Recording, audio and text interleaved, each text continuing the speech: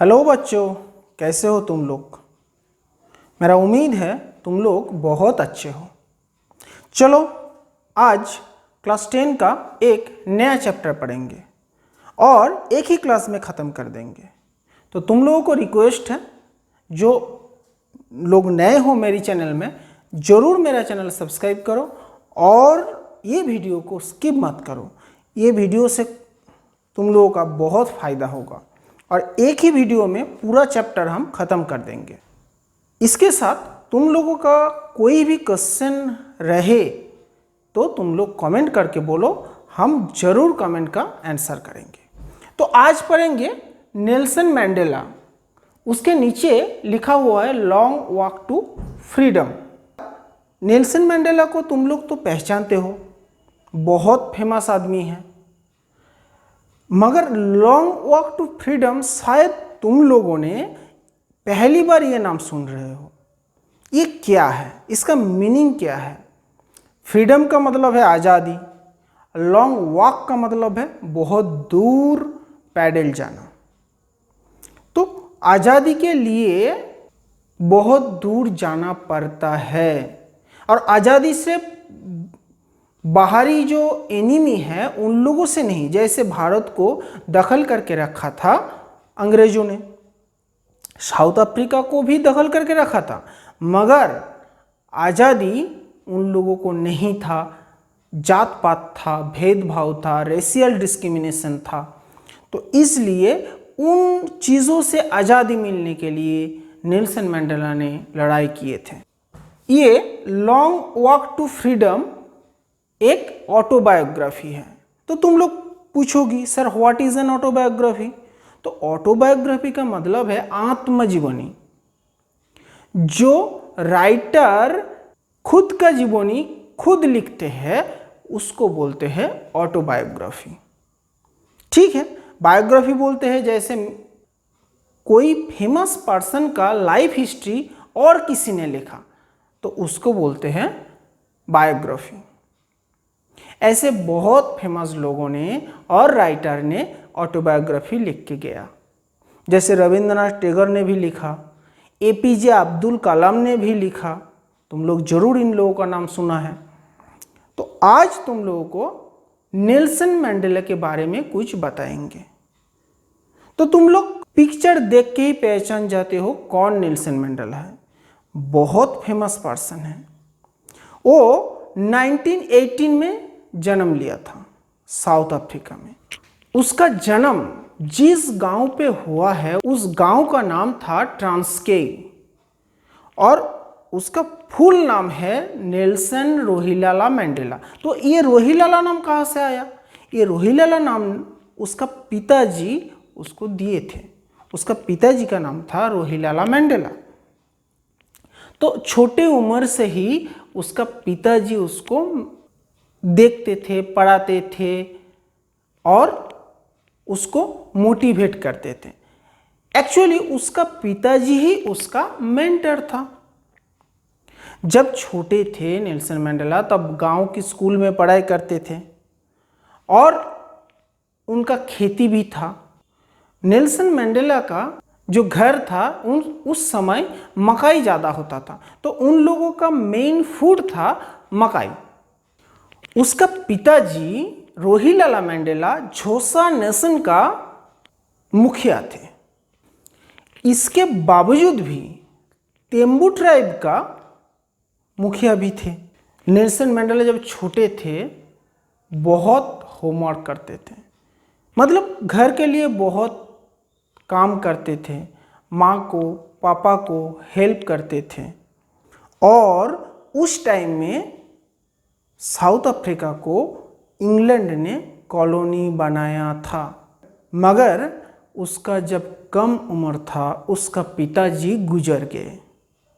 तो पिताजी गुजरने के बाद मैंडेला बहुत अकेली पड़ गए। उसका पिताजी उसका मेंटर था, उस मेंटर को उसने खो दिया।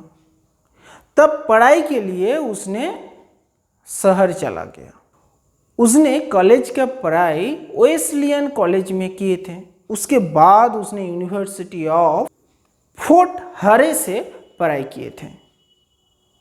ज़्यादातर लोग उसको क्रांतिकारी बोलते थे, मगर नेल्सन मंडेला खुद बोलते थे मैं कोई क्रांतिकारी और फ्रीडम फाइटर नहीं हूँ, मैं जस्टिस के लिए लड़ाई करता हूँ, मैं राइट के लिए फाइट करता हूँ, मतलब अधिकार के लिए लड़ाई करता हूँ। ये उनका भावना था। Actually Nelson Mandela Mohandas Karamchand Gandhi का फिलोसॉफी, जिसको हम गांधीयन फिलोसॉफी कहते हैं, उसमें बहुत ज़्यादा प्रभावित हुए। तुम लोग मार्टिन लूथर किंग जूनियर और अब्राहम लिंकन का नाम जरूर सुना है। तो नेल्सन मंडेला, ये दोनों जो फेमस पर्सन थे, उन दोनों का जो गुण थे, उस गुणों का मिश्रण है। उसको गवर्नमेंट का जो आधिकारिक है, ज़्यादातर टाइम उसको वायलेंस का केस देकर जेल में भिजवा देते थे। तो फॉल्स केस लगा के उसको 27 साल जेल में बंद रहना पड़ा। जब जेल से निकले तब वो वोट में जीत गए थे। पूरा साउथ अफ्रीकन नेशन उनको वोट दिए थे, जिसको अफ्रीकन नेशनल कांग्रेस कहा जाता है। तब उसने जेल से निकलने के बाद साउथ अफ्रीका का प्रेसिडेंट के पद के लिए खड़ा हुआ और उसने जीत भी लिया। तब उसको पुराने कहानी बहुत याद आते थे। उसने याद किया जिस ऑफिसर ने, जिस सोल्जर ने, जिस पुलिस ने उसको बंदी बनाया, आज उस पुलिस ने, उस सोल्जर ने आज उसको सैल्यूट कर रहे हैं। मगर उसने कभी आंख के बदले आंख नहीं लिया, जो गांधीयन फिलोसॉफी है। उसने क्या किया? सबको क्षमा कर दिया, उसने माफ कर दिया। उसने बोला क्षमा के आगे कुछ बड़ी चीज नहीं है। ये और कौन बोला था? जीसस क्राइस्ट भी तो बोला था जे pardon is the most big thing in this world. उसका लड़ाई था रेशियल डिस्क्रिमिनेशन के अगेंस्ट में, भेदभाव के अगेंस्ट में। तुम लोग याद कर सकते हो एक इंडियन फेमस पर्सन का, जिसने भी सेम ऐसे ही रेशियल डिस्क्रिमिनेशन और जात पात की जो भेदभाव है, इसी के अगेंस्ट लड़ाई किए थे, जिसको हम लोग संविधान का फादर बोलते हैं। कौन है वो? तुम लोग जरूर जानते हो और जरूर कमेंट करके मुझे बताओ। Who is called the father of our constitution? Okay, तो आज के दिनों में भी मंडेला का जो लड़ाई वो इग्नोर नहीं किया जाता। उसका लड़ाई साउथ अफ्रीका का मुक्ति के लिए ही नहीं है, उसका लड़ाई है भेदभाव के विरुद्ध, कलर डिस्क्रिमिनेशन के विरुद्ध। उस टाइम साउथ अफ्रीका में गोरे रंग और काला रंग, जो गोरे थे उन लोग ब्रिटिश ओरिजिन थे, तो जो काले थे जिसको निग्रो बोला जाता था, उन लोगों को कुछ सुविधा नहीं मिलता था, चाहे पुलिस से, चाहे आइन से, चाहे प्रशासन से, कुछ भी चीज़ों से उन लोगों को हेल्प नहीं मिलता। इवन पुलिस भी उन लोगों के ऊपर केस ज़्यादा कर देते थे, उन लोगों को मार देते थे, बिना विचार में उन लोगों को फांसी हो जाता था। तो अपने घर में भी उन लोग अपने देश को घर नहीं मान सकते थे। तो इसी भेदभाव के अगेंस्ट नेल्सन मंडेला ने लड़ाई किया। ये लड़ाई आज भी होता है। तुम लोग अमेरिका में देखो, कुछ दिन पहले ही तो जो निग्रो के साथ जो नेटिव अमेरिकन है, उन लोगों को लड़ाई हुआ था। ये लड़ाई अमेरिका में बहुत पहले था, जब Abraham Lincoln, Martin Luther junior, ये सब प्रेसिडेंट बन के कानून बना के ये सब खत्म किया। मगर कुछ कुछ लोगों का मन से ये नहीं गया अभी तक। जैसे हमारे देश में भी है, हमारे देश में गोरे और काले का झगड़ा उतना नहीं है जितना धर्म को लेकर हो। चाहे हिंदू हो चाहे मुस्लिम हो, इन दोनों का झगड़ा सबसे ज़्यादा होता है। मगर इन लोग जानते ही नहीं कि हम लोग पहले ह्यूमन हैं, उसके बाद धर्म आया। मनुष्य ही नहीं रहेगा तो धर्म कहाँ से आएगा? तुम लोग ही बोलो ना।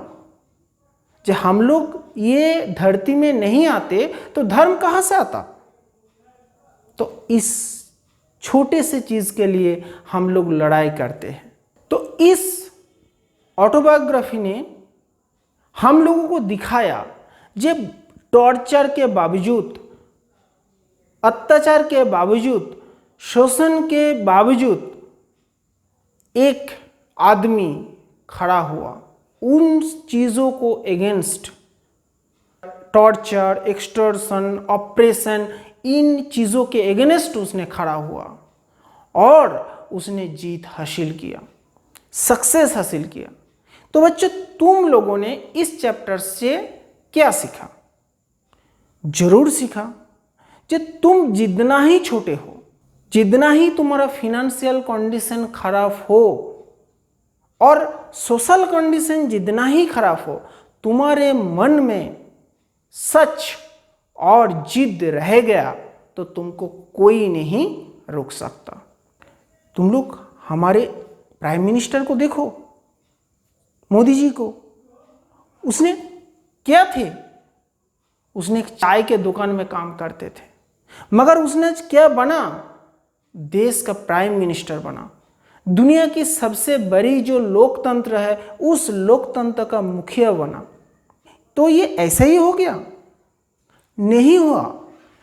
इसके लिए जिद चाहिए, अपने अंदर का जो शक्ति है उसको बढ़ाना चाहिए और अच्छे लगन से, अच्छे मन से और अच्छे तरीके से आगे बढ़ना चाहिए। सक्सेस जरूर एक दिन मिलेगा।